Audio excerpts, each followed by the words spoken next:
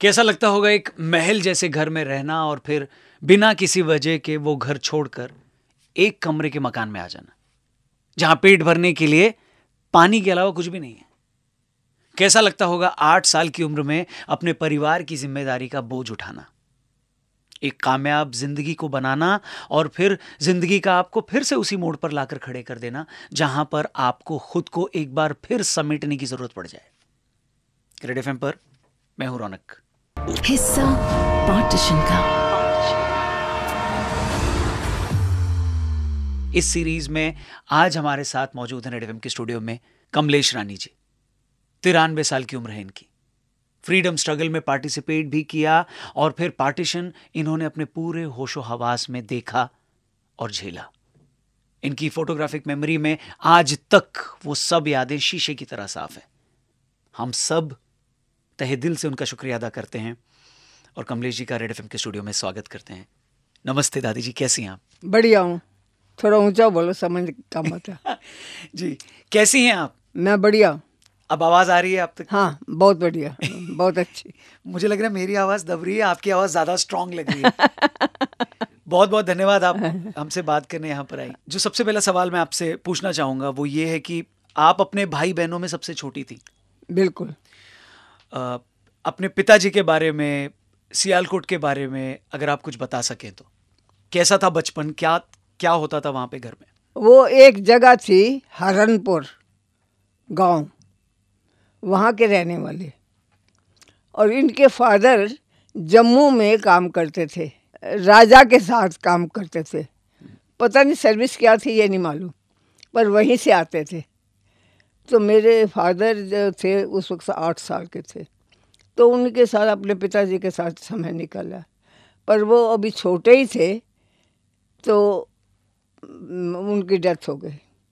मेरे फादर की कोई बीमारी चली थी उससे जी। उसके बाद फिर सारे वो जगह छोड़ के, हरनपुर नाम था गांव का, उस गांव को छोड़ के लोग बाहर चले गए। तब मेरे छोटे से पिता ने एक जगह बनाई छोटी सी। माँ हमारी दादी बीमार थी तो उनको लेके वहाँ चले गए और जगह अपने यहाँ बनाई। 8 साल के बच्चे ने दीवारें करके वहाँ रोकने लगे। वहाँ सेवा करके फिर जब वो ठीक ठाक हो गए फिर वापस आ गए। फिर वहीं बैठे बैठे अपने पिता के काम का वो करने लगे, लोगों को दवाई देनी छोटा मोटा। मेरे फादर ने सोचा कि यहाँ तो कुछ मिलेगा नहीं, शहर में जाता हूँ जी। तो उस वक़्त वो सियालकोट आए। उस वक़्त एक बेटा था मेरा भाई, वहाँ पैदा हुआ था जी। उसके बाद फिर वो यहाँ आए, बाकी बच्चे यहाँ पर हुए सियालकोट। तो वहीं फिर रह के इन्होंने भट्टा लगाया पहले ईंट का, फिर 2 भट्टे और लगाए, 3 भट्टे लगा लिए जी। और एक कारखाना बना लिया जिसमें एडमिशन बेडमिट होते हैं ना, वो जो बनता है उसके अंदर वो बनते उसका कारखाना था। और आपका बचपन कैसा था जब आप छोटी थी? आप स्कूल जाती थी, कैसा माहौल कैसा था, मोहल्ला कैसा था? स्कूल बढ़िया था, सनातन धर्म स्कूल था। वहाँ मैंने 8वीं पास की। उस वक्त 8वीं का एग्ज़ाम यूनिवर्सिटी में होता था और सब काम सिलाई का, खाना बनाने का, डॉक्टर के साथ जो काम करता है उसका, पूरा लंबा चौड़ा उनका था। और लाहौर का उसका रिसेप्शन, जवाब हमने लाहौर यूनिवर्सिटी को देने थे 8वीं क्लास में जी। तो इतना बड़ा हमने एग्ज़ाम दिया। पढ़ाई के ऊपर पूरा ध्यान था घर वाले? हाँ, घर वाले तो कहते तू जितना पढ़ सकते हैं पढ़। फिर मैंने संस्कृत पढ़नी शुरू की तो उन्होंने घर के लिए एक डॉक्टर भेज दिया जो संस्कृत पढ़ाता था। कमलेश जी, जब आप लोगों को ये लगा कि अब यहाँ नहीं रह सकते, माहौल ख़राब हो रहा है, तो वहाँ से दिल्ली आने की बजाय आप लोग जम्मू गए। आपके परिवार ने फैसला लिया कि जम्मू जाएंगे, ऐसा क्यों? ये फैसला क्यों लिया गया? जो मेरा भाई था वो बाहर RSS का काम करता था जी। वहाँ वो जम्मू पहुँचे, दिल्ली नहीं पहुँच सके, गाड़ी बिल्कुल कटी हुई आई। जब उन्होंने जिस गाड़ी से आना था वो कटी आई तो मेरे पापा वहाँ बैठे नहीं। मेरे पिताजी वहाँ गए स्टेशन, देखा कि गाड़ी कटी है तो मेरे पिताजी तो रो रो के पागल हो गए। जी। मेरी माँ ने कहा कि हौसला रखो, ईश्वर भी है देखने वाला, तुम्हारा बेटा ठीक होगा। तो उन्होंने कोशिश करके जम्मू से पता किया। जम्मू से उनका दौर आया कि मैं वहाँ गया ही नहीं, कि वहाँ गाड़ी कटी थी तो मैं जम्मू आ गया। मैं ठीक ठाक हूँ, मैं जम्मू से आऊँगा अपने पास। जम्मू से जब घर आया, घर आकर उसे मिल के तो मेरे भाई ने कहा कि अब यहाँ रहने की जगह नहीं है, अब आपको जम्मू जाना ही पड़ेगा। उन्होंने ये बात कही तो फिर पिताजी ने सब कुछ छोड़ के, मेरी माँ ने जेवर लिया अपना, यहाँ रखे, उसके लिए मशीन रख के कपड़ा बनाया, वो अंदर पहना, अंदर पहन के जितना जेवर था वो सब अपना डाल के ले आए। और तो कुछ ला नहीं सकते थे ज़्यादा जी। बाकी सब कुछ वहीं छोड़ के, कुछ एक दो ट्रक, इतने बड़े ट्रंक भी थे, वो भी भर के ले आए।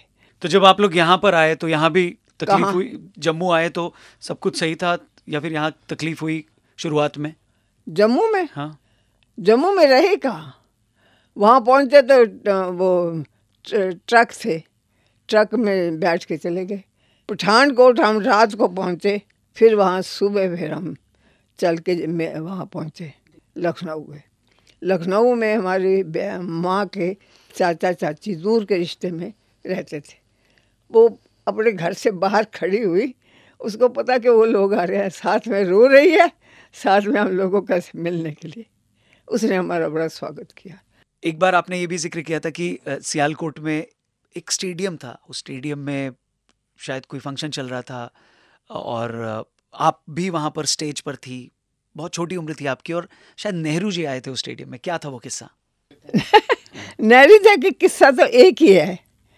वहाँ एक सियालकोट हमारा स्कूल था, ऊपर एक नीचे जाने के लिए एक जगह थी जहाँ लोग खेलते थे, बहुत बड़ी जगह थी, और उसके जो जीना था ना, चारों तरफ इधर इधर इधर इधर जमीन से लेके ऊपर तक। तो जब महात्मा नेहरू जी आए वहाँ से हमें पता लगा नेहरू जी आ रहे हैं, या नेहरू जी आ रहे हैं। तो हम जितने बच्चे थे स्कूलों में उस वक़्त, गांधी जी चरखा कतवाते थे, सब स्कूलों में चरखे का एक इतनी सी जगह थी, उसको ऐसे हिला घुमा के ना, तो हम काटते थे, सूत काटते थे। तो स्टेज पर हमको बिठाया 5-6 लड़कियों को, जो गाना भी गाया वो भी गाता। इतने देर में नेहरू जी आ गए। नेहरू जी आए तो बड़ी भीड़ इकट्ठी हो गई।